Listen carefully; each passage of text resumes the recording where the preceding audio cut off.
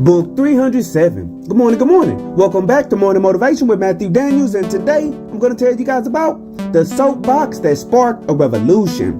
That's right, the soapbox that sparked a revolution.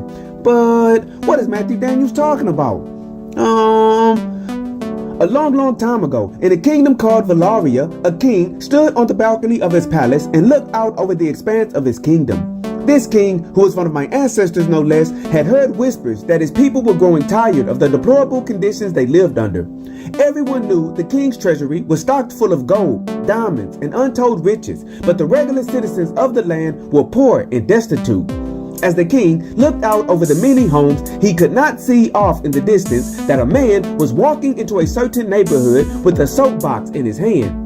The man walked into the center of the neighborhood, placed his soapbox down, and then he stood upon it. "People of Valaria," he shouted, "hear my words and take heed."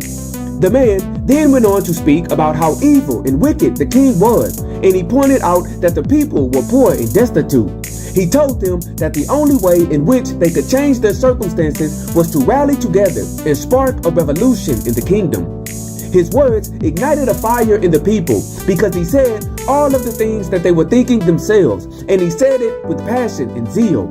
After riling up the people with his speech, they all asked what they must do to spark a revolution and depose the king.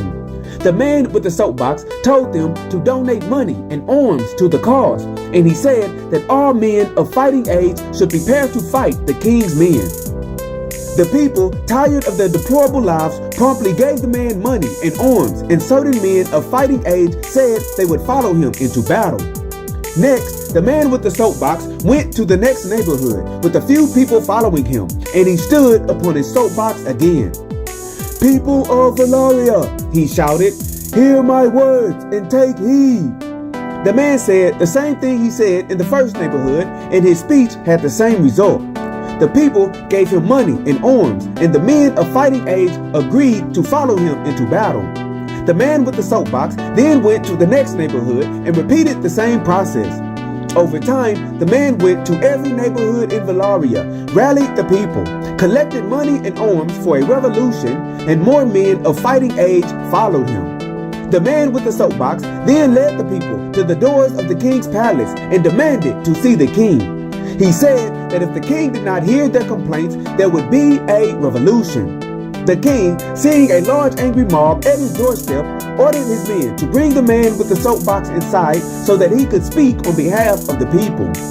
Once inside the palace, the man with the soapbox said, "See, I told you, my king, your people are angry and they seek to see you dethroned. And there was no man amongst the royal ranks that could quell the fire inside of them, save me alone." The man with the soapbox then gave the king all of the money and arms he collected, and he gave the king the names and addresses of all the men of fighting age that desired to fight him. The king thanked the man with the soapbox for doing his bidding, and he then ordered his army to surround the mob and arrest all the men of fighting age who agreed to fight in the revolution.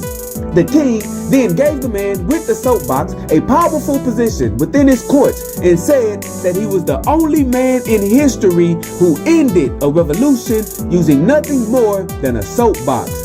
The people, as the king's army overtook them, realized that the man with the soapbox betrayed them, and they all felt foolish for believing his talking without seeing any action behind his words. And so, the morning motivation of today is the soapbox that sparked a revolution. Do not believe what people say. Instead, believe what people do. There is a saying that I have heard since my youth. The saying goes, a pair of lips can say anything.